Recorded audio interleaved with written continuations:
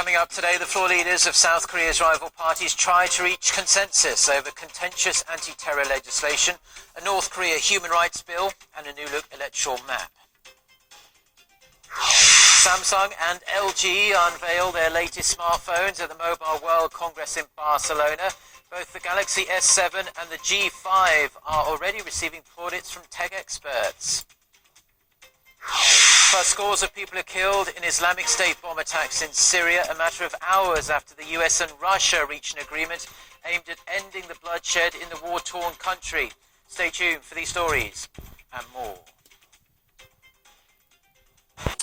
Hello, it's noon on Monday, the 22nd of February. You're tuned in to our midday newscast here on Arirang TV. Thank you for joining us. I'm Mark Broom.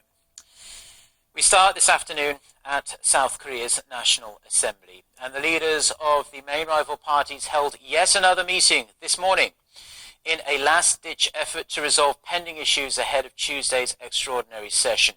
The floor leaders of the ruling Saenuri Party and the main opposition Minju Party of Korea reportedly attempt to break the impasse on the North Korea Human Rights Act and the Anti-Terrorism Act. With the clock ticking to the general election in mid-April, discussions on redrawing the electoral map appear to have taken centre stage. The leaders also met with Assembly Speaker Jung Ui-hwa, who earlier hinted that he might use his authority to call for a full-floor parliamentary vote on the anti-terrorism bill. We will bring you all the details of the meeting in our afternoon newscast. Now, it has emerged that the United States and North Korea exchanged views last year over starting peace treaty talks, but failed to make much headway.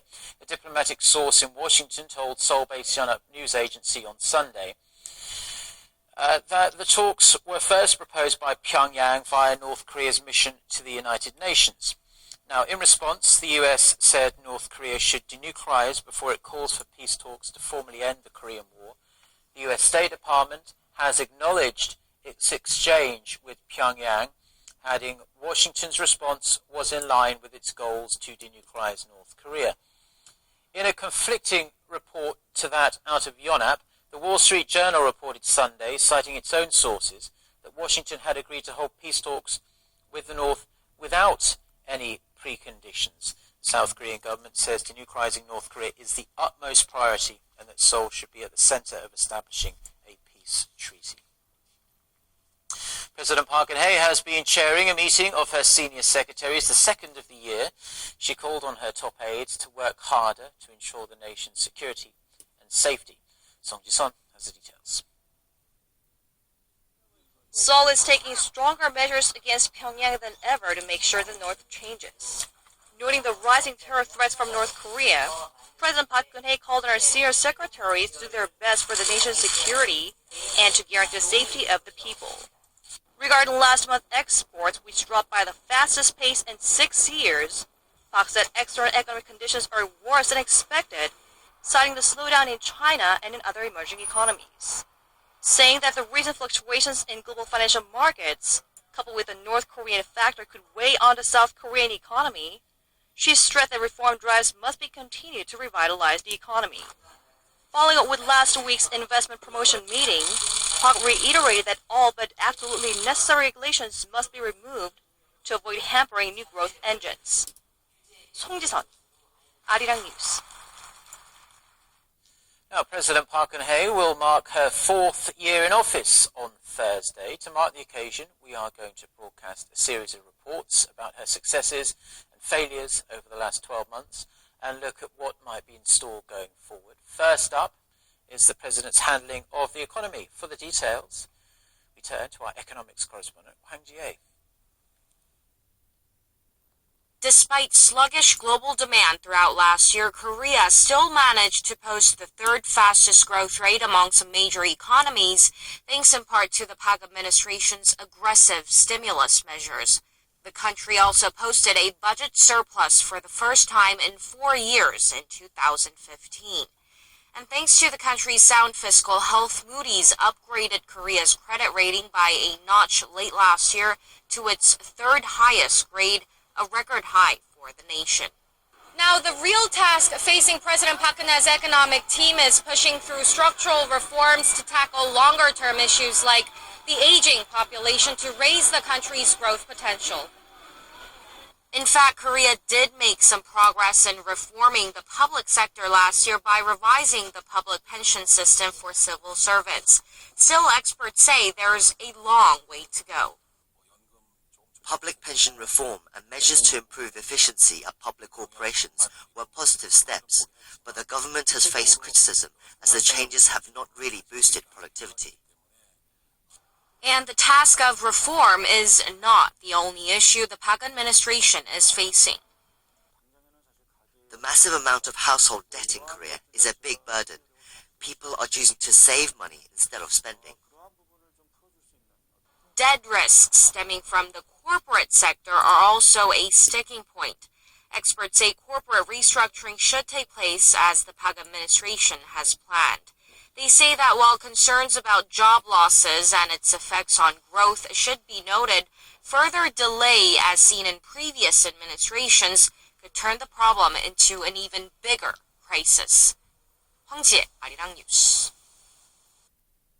Now, Korea's outbound shipments exports continue to suffer from some really rather huge losses. According to the Korea Customs Service, Korean exports during the first 3 weeks of February totaled $22.16 billion US.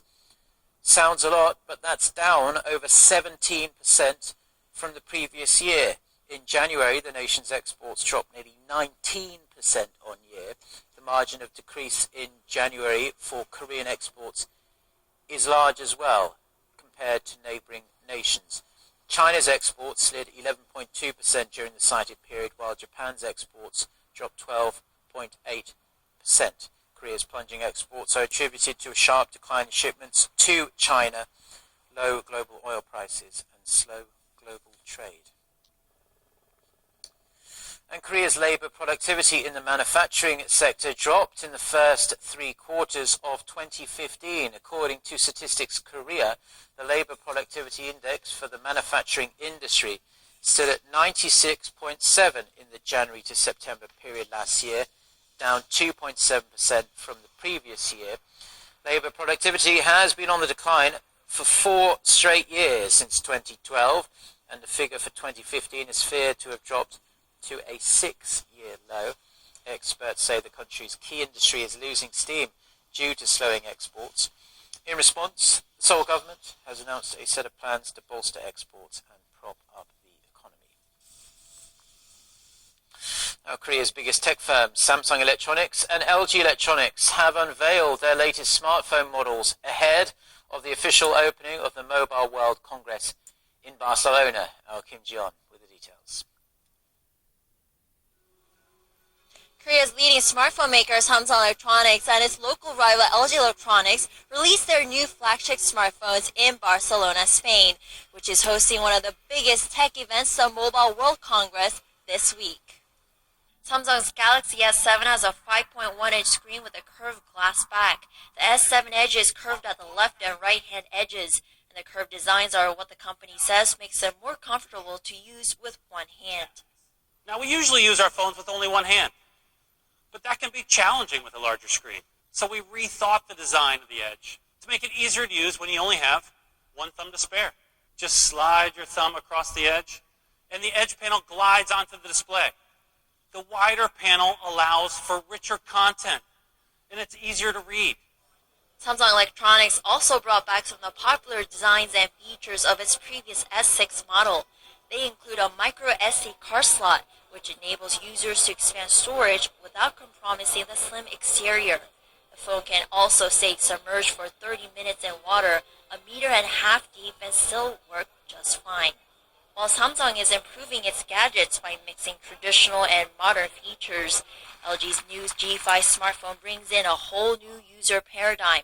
When the battery tray is removed, the slot can accept a variety of modules, including ones that provide enhanced camera controls, boost sound quality, and control drones.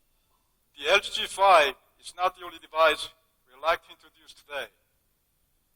It comes with friends, extensive companion devices, that enhance the user experience in dynamic ways.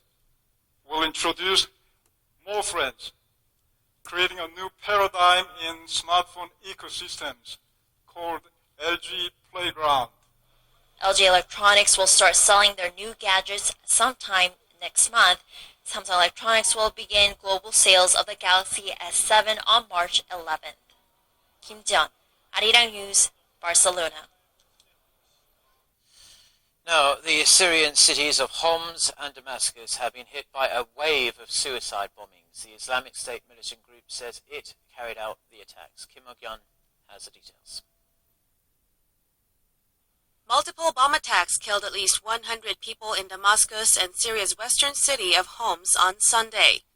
The attacks came on the same day as U.S. Secretary of State John Kerry announced that Washington and Moscow had reached a principal agreement to cease hostilities between the various parties in Syria.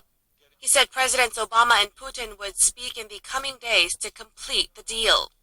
The bloodshed may have rocked the prospects for a ceasefire. The London-based Syrian Observatory for Human Rights says at least 57 people were killed and 100 others wounded in the twin-car bomb blast that hit Homs.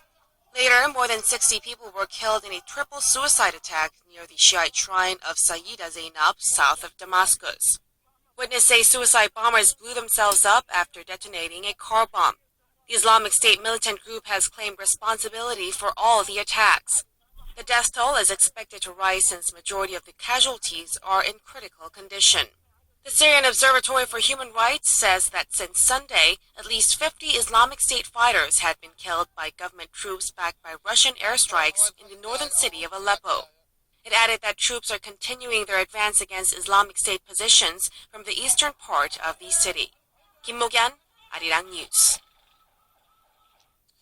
Japanese government is dispatching a vice minister level administrative official to this year's Takeshima Day celebration for a fourth consecutive year.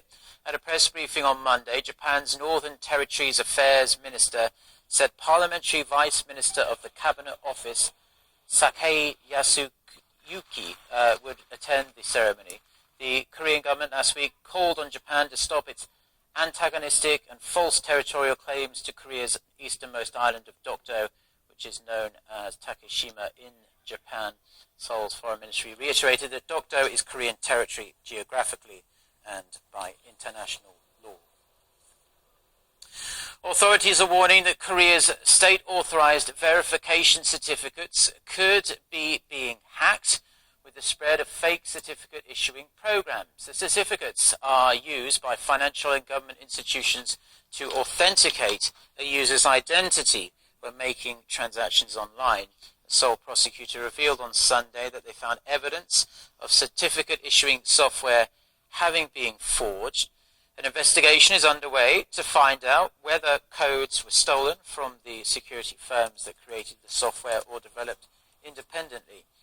There have been no confirmed cases of accounts being hacked, but the investigation is focused on finding out where and how the illegal software was developed. Now, for those of us looking to lose a kilo or two, switching what rice we eat to a different type could be a good place to start. According to a new study by researchers in Korea, black rice not only has some anti-cancer properties, it can also reduce the amount of fat in our body. Park Se-young has more.